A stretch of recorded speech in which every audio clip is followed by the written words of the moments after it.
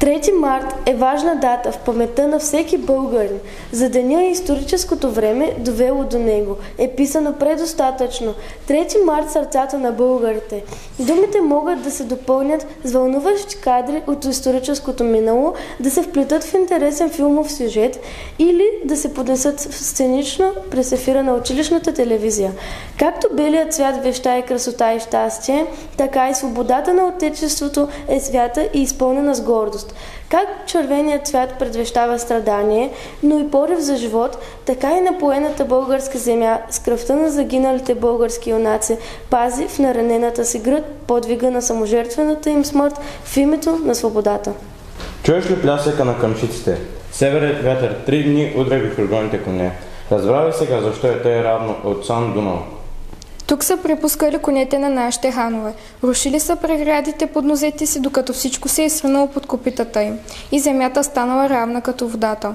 Сега вятърът се блъска в железните им монолитни тела и разказва легенди от миналото, за повратностите на историческото време, за мартеницата на България, изплетена от белите нишки на надеждата и червените нишки на пролятата саможертва на кръв. Чуваш ли камбанения звън, южните мълни радират тъмното небе, усети ли могъщието на манастирската светлина?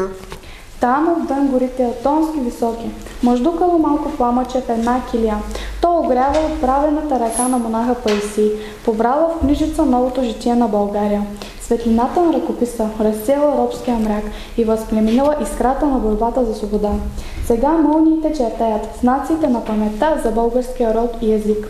Историята добре помни имената на народните дейци, които се борили за църковна и политическа свобода.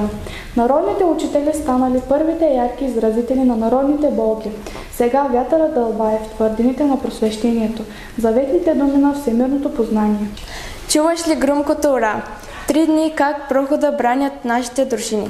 Виждаш ли, що значи свободата? Тежка била задачата на пълценците на Шипка. Там те желязо, свинеци, камъни, свещенодействали безспирно порени 3 денонощия, при тежки мъки, неумоверни лишения и страшни тревоги. И всичко това правили без роптания, защото чувствали, че са настанали велики съдбовни дни, когато възкръснало повторно нравственото право на българския народ за свободно съществуване. Сега цяла България коленичи пред геройската им саможертва. Обичам те, майко Българо, изстрадала, горда столетнице, от чужди орди нападната, от своите рожби предавана. За кръмце, майко Българо, разпъната майко юнашка, през битки жестоки не свелгава, разплакана, тъжна, но вечна. Къде ли са, майко, чедата ти на тежки горбети обречени, от алчност и бедност прокудени, но вечно скърбящи за тебе. За тебе плача Българио, за твоята хубост неземна, страдала горда столетница и с любов се прекланя пред тебе. За теб, моя майко кърмилници, от гроба ще станат дедите ни, кръвта си пролята ще газят, с щикове честа си ще пазят. Поклон, Българио!